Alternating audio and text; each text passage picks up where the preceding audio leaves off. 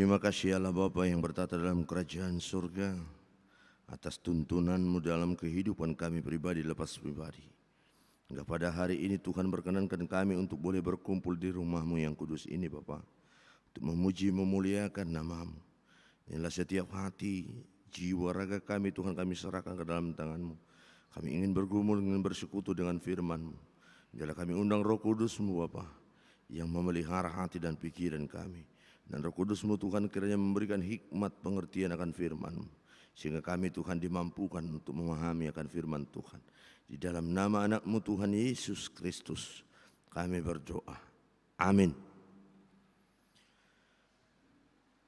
Bapak Ibu Saudaraku yang dikasihi Tuhan Yesus Kristus, firman Tuhan yang menjadi khotbah minggu ke-12 setelah Trinitatis, minggu tanggal 23 Agustus ini diambil dari kitab Efesus pasal 4, dimulai dari ayat yang ke-7 sampai dengan ayat yang ke-16. Efesus pasal 4 dimulai dari ayat yang ke-7 sampai dengan ayat yang ke-16.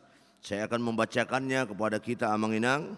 Marilah kita perhatikan Alkitab kita masing-masing. Tetapi kepada kita masing-masing telah dianugerahkan kasih karunia menurut ukuran pemberian Kristus. Itulah sebabnya kata Nas, tak kala ia naik ke tempat tinggi, ia membawa tawanan-tawanan, ia memberikan pemberian-pemberian kepada manusia. Bukankah ia telah naik, berarti bahwa ia juga telah turun ke bagian bumi yang paling bawah? Ia yang telah turun, ia juga yang telah naik jauh lebih tinggi daripada semua langit, untuk memenuhkan segala sesuatu. Dan ialah yang memberikan baik rasul-rasul maupun nabi-nabi, baik pemberita-pemberita Injil maupun gembala-gembala dan pengajar-pengajar, untuk memperlengkapi orang-orang kudus bagi pekerjaan pelayanan, bagi pembangunan tubuh Kristus, sampai kita semua telah mencapai kesatuan iman dan pengetahuan yang benar tentang anak Allah, kedewasaan penuh, dan tingkat pertumbuhan yang sesuai dengan kepenuhan Kristus. Sehingga kita bukan lagi anak-anak yang diombang-ambingkan oleh rupa-rupa angin pengajaran, oleh permainan palsu manusia dalam kelicikan mereka yang menyesatkan.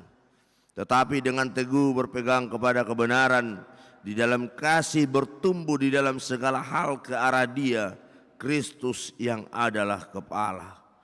Daripadanya lah seluruh tubuh yang rapi tersusun dan diikat menjadi satu oleh pelayanan semua bagiannya, sesuai dengan kadar pekerjaan tiap-tiap anggota, menerima pertumbuhannya dan membangun dirinya di dalam kasih.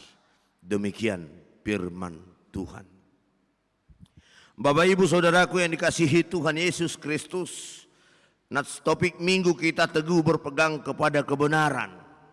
Di tengah-tengah zaman yang canggih ini, di tengah-tengah zaman yang super cepat, super mudah mendapatkan informasi, mendapatkan berita, di tengah-tengah zaman ini, apakah kita sudah menerima kebenaran itu? Apakah kita sudah mendapat kebenaran itu di tengah-tengah zaman yang serba canggih, zaman yang sangat mudah dan gampang sekarang menerima informasi berita yang kita dengar, yang kita baca, yang kita lihat? Tentunya tidak. Soalnya masih banyak berita-berita hoax. Masih banyak yang menyatakan kebenaran hanya untuk kepentingan seseorang, kepentingan kebenaran tentang dirinya sendiri. Maka banyak juga pendapat-pendapat yang mampu, ajaran-ajaran yang menyesatkan, berita-berita yang mampu menyesatkan kita. Terlebih banyak sekarang kita lihat di dunia sosial media, saling menghujat, saling menjatuhkan satu sama lain, saling mengolok-olok, saling mengejek. Bagaimana orang-orang percaya, bagaimana anak-anak Tuhan menyikapi berita ini, menyikapi informasi ini di tengah-tengah zaman ini. Apakah itu kebenaran? Tentunya itu masih dipertimbangkan. Maka firman Tuhan pada minggu ini mengingatkan kita bagaimana menyikapi berita kebenaran yang sesungguhnya. Bahkan di zaman ini juga banyak orang membungkus rapi berita itu dengan bahasa kerohanian, bahasa yang penuh dengan kelemah lembutan. Tetapi ternyata jauh dari kehendak Tuhan. Oleh karena itu Paulus juga mengingatkan jemaat Efesus. Inilah yang terjadi di tengah-tengah Efesus. Di tengah-tengah jemaat Efesus itu. Banyak pengajaran-pengajaran, banyak berita-berita hoaks, banyak informasi-informasi yang belum tentu itu benar. Sehingga Paulus mengatakan supaya engkau tidak lagi seperti anak-anak diombang-ambingkan oleh rupa-rupa angin pengajaran di ayat 14 itu. Maka Paulus mengingatkan, Paulus menasehatkan jemaat yang ada di Efesus supaya mereka jangan mudah diombang-ambingkan.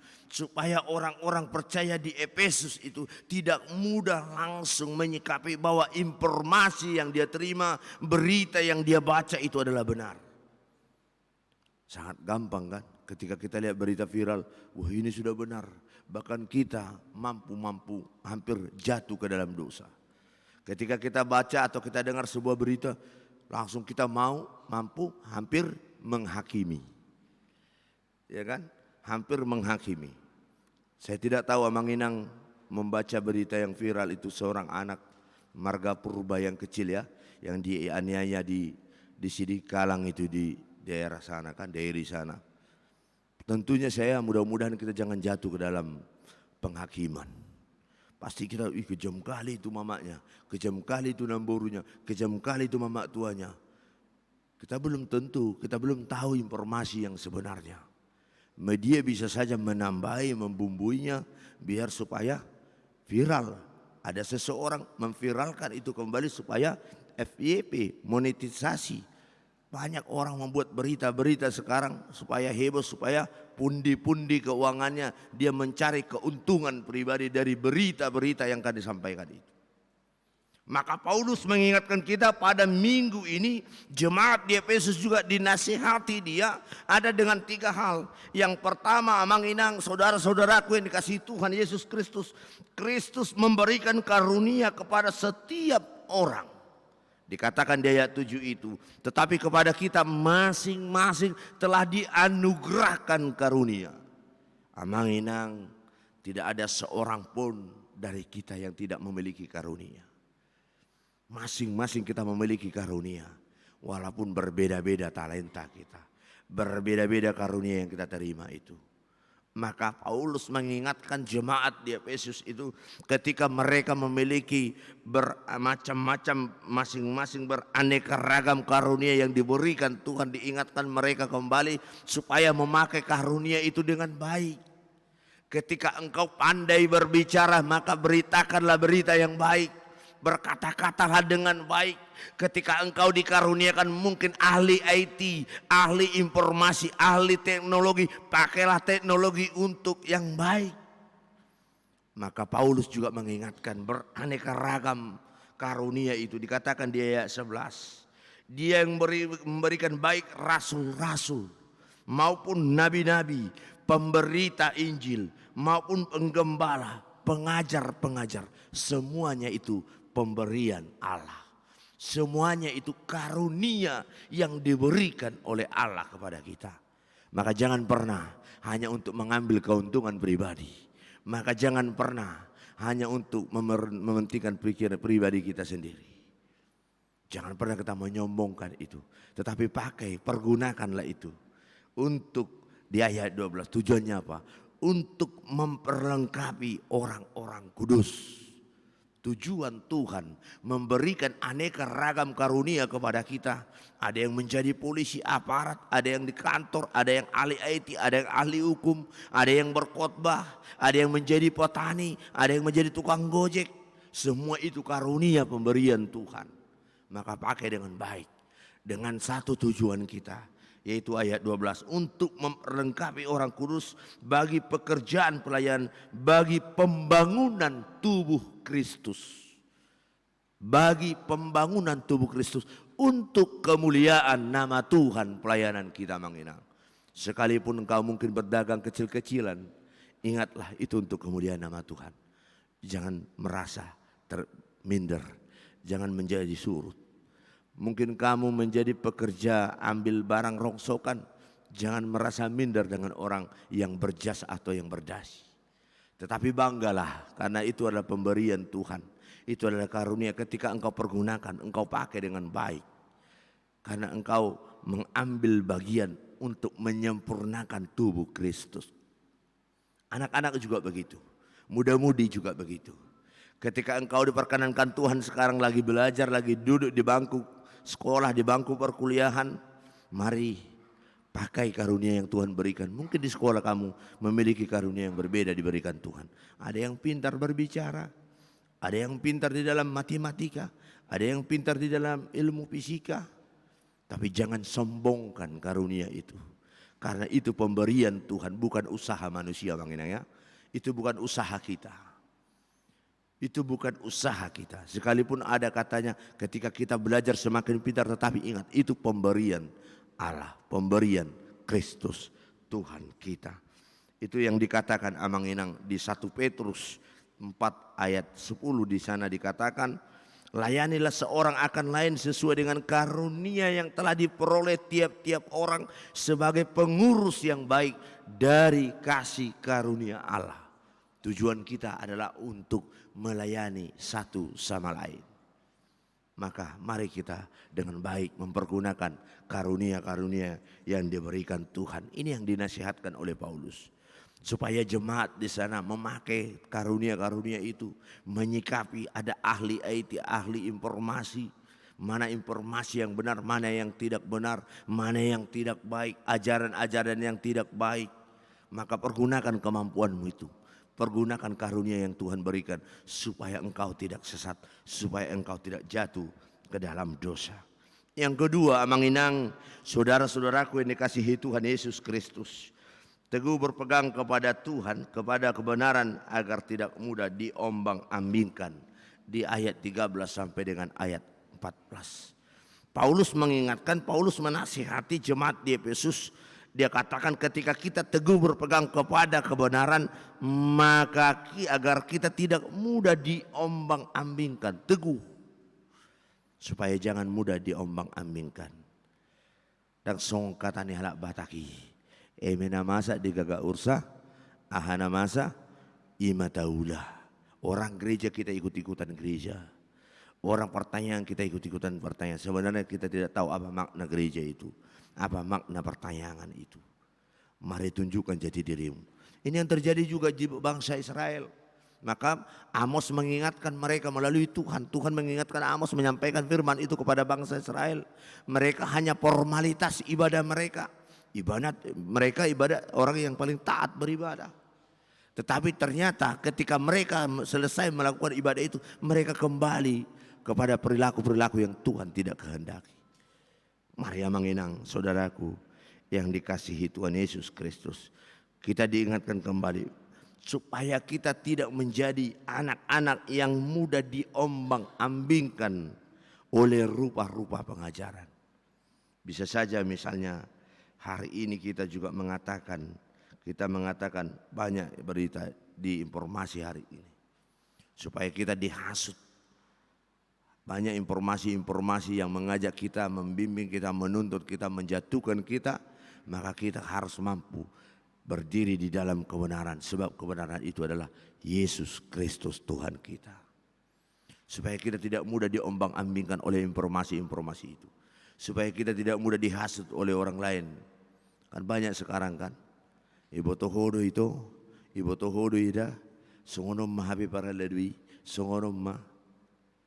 Molo murado hita sungod danak itor murado hita mangihut ihut to ni bah ido atong marsugo unak pula minggu bihita atong marsugo unang pula robe hita tu gereja alani do kamang do tamo kenang nang hata di batape minggon firman Tuhan menyampaikan kepada kita, mengajak kita supaya berteguh di dalam kebenaran, supaya kita tidak mudah diombang-ambingkan, supaya kita tidak mudah berpaling daripada Tuhan. Hari ini kita beribadah, sebentar lagi kita tidak tahu apa persoalan, apa masalah yang akan datang. Jangan hari ini engkau katakan, Tuhan aku berserah kepadamu, Tuhan aku percaya kepadamu. Sebentar lagi ketika ada persoalan, engkau menjauh daripada Tuhan. Bisa saja kan? Kita di gereja, kita di ibadah sekarang sungguh-sungguh berdoa, bahkan air mata menetes. Tetapi ketika lewat dari pintu gereja ini, kita kembali menjauh daripada Tuhan. Apalagi ketika ada nanti persoalan, apalagi nanti ada pergumulan. Maka dikatakan di sana, mari berpegang teguh kepada kebenaran. Mari bersandar kepada Tuhan. Mari berpegang kepada Kristus. Apapun kehidupan kita, apapun persoalan, apapun yang terjadi dalam kehidupan kita, mari tetap teguh kepada Kristus, kepada Tuhan kita. Dikatakan di sana di dalam firman Tuhan Yohanes pasal 8 ayat 31 32, jikalau kamu tetap dalam firman-Ku, kamu akan mengetahui kebenaran-kebenaran itu, dan kebenaran itu akan memerdekakan kita. Jikalau kamu tetap di dalam firman-Ku, kamu akan mengetahui kebenaran itu. Amanginang, tentunya kita menginginkan kebenaran dalam kehidupan kita ini. Tetapi bagaimana kita supaya tahu, yaitu tinggal di dalam firman Tuhan. Melalui firman Tuhan, kebenaran itu akan kita ketahui. Dan kebenaran itu mampu memerdekakan kita, membuat kita bahagia. Mari kita tinggal di dalam firman Tuhan. Firman Tuhan menjadi pelita dalam kehidupan kita. Yang ketiga, teguh berpegang kepada kebenaran membawa kita semakin serupa dengan Kristus. Paulus mengingatkan jemaat yang di Efesus juga, ketika mereka berpegang teguh kepada kebenaran membawa mereka semakin serupa dengan Kristus. Ketika kita hidup di dalam kebenaran, ketika kita teguh berpegang kepada kebenaran, maka kita semakin serupa dengan Kristus. Paulus mengajarkan ada dua hal di dalam nats ini yang tidak bisa terpisahkan, kebenaran dan kasih. Ada orang yang menyatakan dia tahu itu benar, tetapi dia tidak pintar menyampaikan. Dia tahu itu benar, tetapi dia memakai kata-kata kasar. Bahkan ada orang memakai kebenaran itu untuk menghakimi. Bahkan ada orang memakai kebenaran itu untuk menghujat, bahkan untuk merendahkan. Satabia manginangga, adong do ngadi boto. Tohodo amate nama bitung. Ale molo hudok nama bitung. Salah do audisi? Salah. Ale salah do hataki? Salah. Tohodo amate nama bitung. Ale dak wala do honoku? Nama bitung. Pasti salah. Maka dan ada juga orang yang berkata, kita ini harus hidup di dalam kasih tanpa perlu kebenaran, karena kasih itu perlu. Maka kita harus melingkupi itu kasih. Kita harus mengasihi seseorang tanpa perlu kebenaran. Itu salah juga. Itu salah juga. Karena apa? Dikatakan Paulus mengatakan kebenaran tanpa kasih itu akan sia-sia. Maka kebenaran itu kita boleh mengatakan kebenaran itu, tetapi dengan bahasa kasih. Maka kebenaran dan kasih ini dua hal yang tidak bisa dipisahkan. Kasih tanpa kebenaran itu adalah kompromi. Ketika dia sudah tahu itu benar, dia sudah tahu itu salah, nggak mungkin. Udah tahu dia korupsi, tapi ya udahlah, kasihan dia nanti di penjara. Itu sama dengan kompromi, sama-sama berdosa. Tapi bagaimana kita hidup di dalam kebenaran ini yang diarahkan oleh Paulus, tetapi hidup dalam kebenaran dan penuh dengan kasih. Kita menyatakan kebenaran itu, saudaraku, engkau sudah salah dan hendaknya engkau bertobat. Itu menyatakan kebenaran dan kasih. Menegur seseorang dengan kata-kata lembut, itulah baru hidup di dalam kebenaran dan kasih. Bukan mengatakan engkau orang buta, bukan begitu. Tetapi kita boleh mengingatkan kembali. Saudara-saudaraku yang dikasihi Tuhan Yesus Kristus, amanginang, dalam kehidupan ini ada 3 hal yang ingin kita cerminkan dalam kehidupan kita, dikatakan melalui firman Tuhan ini. Di tengah-tengah keluarga, mari berpegang teguh, dikatakan teguh berpegang kepada kebenaran. Di tengah-tengah keluarga, suami dan istri, anak-anak hidup sesuai dengan kehendak Tuhan. Mari kita hidup di dalam kebenaran. Suami melakukan kebenaran di tengah-tengah keluarga, istri melakukan kebenaran di tengah-tengah rumah tangga, anak melakukan kebenaran di tengah-tengah kehidupannya. Bukan hanya pada saat kita berkumpul saja, bukan hanya pada saat kita bersama-sama makan atau mungkin bersama-sama ibadah, tetapi dimanapun ketika suami itu melakukan tugasnya bekerja mencari nafkah, mari nyatakan kebenaran dalam pekerjaanmu. Istri ketika dia melayani suaminya, ketika dia bekerja mempersiapkan di rumah, mari hidup di dalam kebenaran. Mari ya menginang, kita lihat zaman sekarang ini, suami bekerja, istri yang selingkuh. Banyak hal yang sekarang terjadi kan. Ketika kita ke Menteri Agama, Pengadilan Agama Kristen sekarang, hal yang paling terbanyak kasus perceraian orang-orang Kristen. Agama Kristen yang paling terbanyak pada tahun ini adalah perceraian orang Kristen. Persoalannya adalah persoalan perselingkuhan. Paling banyak itu adalah istri tidak setia. Maka ini yang perlu kita ingatkan kembali. Mari hidup dalam kebenaran. Ketika suami bekerja di luar sana mencari nafkah, mari hidup di dalam kebenaran. Jadilah istri yang benar, jadilah istri yang teguh dalam firman Tuhan. Ketika anak-anak mungkin pergi kuliah, sekolah, bahkan mungkin bekerja, mari juga lakukan kebenaran, wujudkan kebenaran dalam perilakumu. Yang kedua, di tengah-tengah pekerjaan Amanginang, di dalam pekerjaan, teguh berpegang dalam kebenaran. Kita tahu kebenaran itu tadi, itu sesuai dengan firman Tuhan. Kalau kita sudah tahu itu kebenaran, maka jangan lakukan menipu, mengambil hak orang lain, menindas orang lain, menjatuhkan orang lain. Tetapi firman Tuhan mengatakan di Kolose 3 ayat 23, apapun juga yang kamu perbuat, perbuatlah dengan segenap hatimu seperti untuk Tuhan. Ini yang diarahkan kepada kita minggu ini. Mari apapun yang kita perbuat, perbuatlah seperti untuk Tuhan, bukan untuk manusia. Marilah bekerja dengan baik, karena itu untuk kemuliaan Tuhan. Marilah sekolah dengan baik, marilah belajar dengan baik, marilah kuliah dengan baik, tuntut ilmu dengan baik. Karena itu bukan untuk orang tuamu, tetapi untuk kemuliaan nama Tuhan juga dia pakai.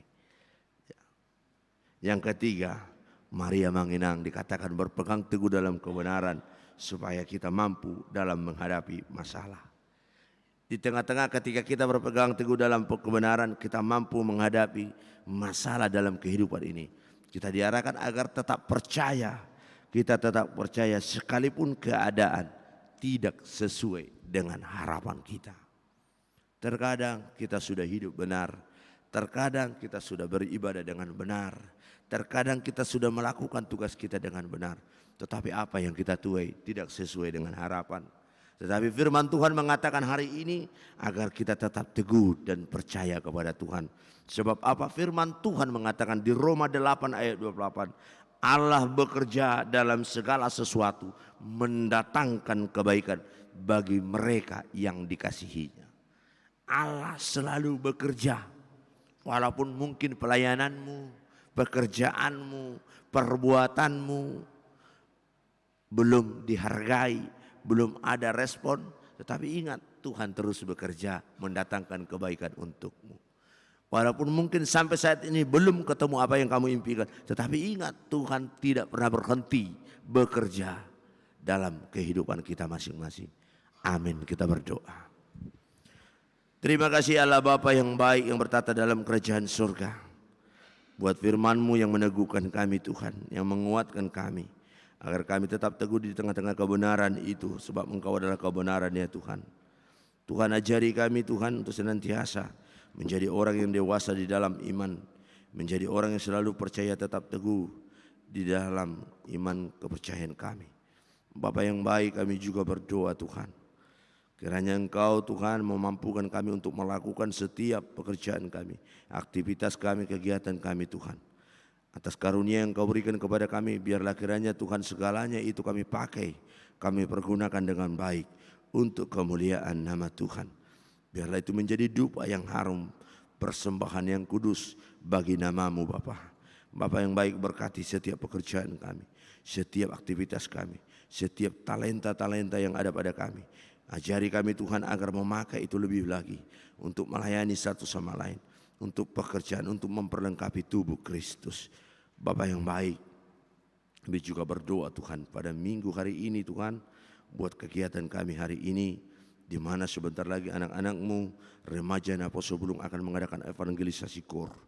Salah satu wujud dari karunia yang mereka terima Bapa, salah satu wujud Tuhan untuk menyempurnakan pelayanan di tengah-tengah gereja ini. Mereka akan berangkat ibadah PA Padang pada tanggal 25 ini, maka mereka membutuhkan bantuan Bapa. Biarlah kiranya Tuhan yang membukakan setiap pintu hati jemaat-Mu. Biarlah Tuhan yang mengutus orang yang mau menolong, membantu mereka Tuhan, mendukung mereka dalam setiap program pelayanan mereka. Sehingga nama Tuhan dimuliakan, sehingga nama Tuhan dimasmurkan melalui kegiatan ibadah PA Padang Remaja Naposo Bulung. Dan juga Tuhan mari ambil ikut campur tangan Tuhan buat setiap kegiatan terlebih ibadah PA Padang untuk seksi perempuan. Biarlah Tuhan yang menyempurnakan, Tuhan mempersiapkan, memperlengkapi segala kebutuhan, segala acara, segala apapun yang mereka rencanakan Tuhan pada tanggal 29 ini. Biarlah Tuhan memberkati panitia BPH seksi perempuan, Tuhan juga memberkati Dewan Koinonia dan pelayan full timer Inang Bibel Pro yang mendampingi mereka untuk kegiatan itu. Biarlah Tuhan ikut campur tangan Tuhan yang mendahului, memberkati mereka sebelum mereka berangkat dan sesudah mereka hingga kembali ke tempat ini. Bapa yang baik, kami juga berdoa Tuhan buat hari Minggu ini, buat penakbisan hamba-Mu, penatuamu di tengah-tengah gereja Pasar Melintang ini. Kami tahu Bapa, kami adalah hamba-Mu yang bercelah, hamba-Mu yang banyak kekurangan dan kelemahan. Tapi kami yakin dan tahu Bapa, Engkau adalah Allah yang memberikan karunia itu, yang menyempurnakan setiap pelayanan kami. Maka layakkanlah Tuhan saudara kami, saudari kami Tuhan, hamba-Mu yang akan ditabiskan nanti pada ibadah siang. Berkati mereka Tuhan, mampukan mereka Tuhan menjadi perpanjangan tangan Tuhan, menyampaikan firman-Mu, menuntun jemaat-Mu lebih baik kembali. Bapa yang baik, juga kami berdoa Tuhan buat jemaat-Mu yang sedang berduka, keluarga besar Marga Simarmata, Inang Bur Tambunan yang telah meninggal Tuhan. Biarlah Tuhan memberikan penghiburan, penguatan tengah-tengah keluarga besar Simarmata. Tuhan yang memberkati, Tuhan yang memberikan penghiburan tengah-tengah mereka, menguatkan mereka Tuhan, dan mencukupkan setiap apapun rencana, terlebih Tuhan ketika sampai nanti acara penguburan orang tua yang mereka kasihi. Biarlah Tuhan yang mencukupkan segala biaya, segala apapun Tuhan yang mereka butuhkan untuk acara itu. Bapa yang baik, kami juga berdoa Tuhan buat pelayanan kami Tuhan di tengah-tengah gereja ini. Kami percaya Bapa, biarlah Engkau mencukupkan segala apa yang diperlukan gereja-Mu KBP Pasar Melintang ini. Di tengah-tengah pembangunan lantai 2, biarlah Tuhan mengutus setiap pelayan-Mu yang mau ambil bagian untuk mengerjakan merenovasi lantai 2, agar itu lebih baik lagi, dan anak-anak sekolah minggu Tuhan lebih nyaman untuk beribadah, dan bisa Tuhan menjadi pemasukan di tengah-tengah gereja ini. Bapak yang baik, kami juga berdoa Bapak buat jemaat-Mu, mulai dari anak-anak kami, remaja Naposo Bulung, bahkan yang sudah dewasa Bapak, yang kiranya Tuhan yang sudah perlu menerima jodoh, biarlah Tuhan memberikan jodoh yang terbaik. Biarlah Tuhan menunjukkan jodoh pasangan hidup bagi jemaat-Mu yang sudah waktunya untuk menikah. Bapa, juga kami berdoa buat jemaat-Mu yang belum mendapat pekerjaan. Biarlah Tuhan yang membukakan setiap tingkat-tingkat pekerjaan. Biarlah Tuhan memberikan setiap pekerjaan buat jurusan mereka masing-masing. Pakailah Tuhan talenta, anugerah yang ada pada anak-anak-Mu ini, agar setiap apapun yang mereka lakukan itu untuk semakin memperluas pekerjaan pelayanan dalam nama Tuhan Yesus Kristus. Bapa yang baik, juga kami berdoa buat orang tua kami yang sudah lansia. Biarlah Tuhan memberikan kekuatan, penghiburan kepada mereka, sehingga mereka tetap setia, tetap kuat Tuhan, tetap mengimani, percaya kepadamu Tuhan di tengah-tengah masa lansianya. Bapa yang baik, ketika kami nanti kembali dari gereja ini, kami serahkan jiwa raga kami ke dalam tangan-Mu. Biarlah Tuhan memberkati, melindungi, memberkati kami dalam kehidupan kami masing-masing. Dalam nama anak-Mu Tuhan Yesus Kristus kami berdoa. Amin.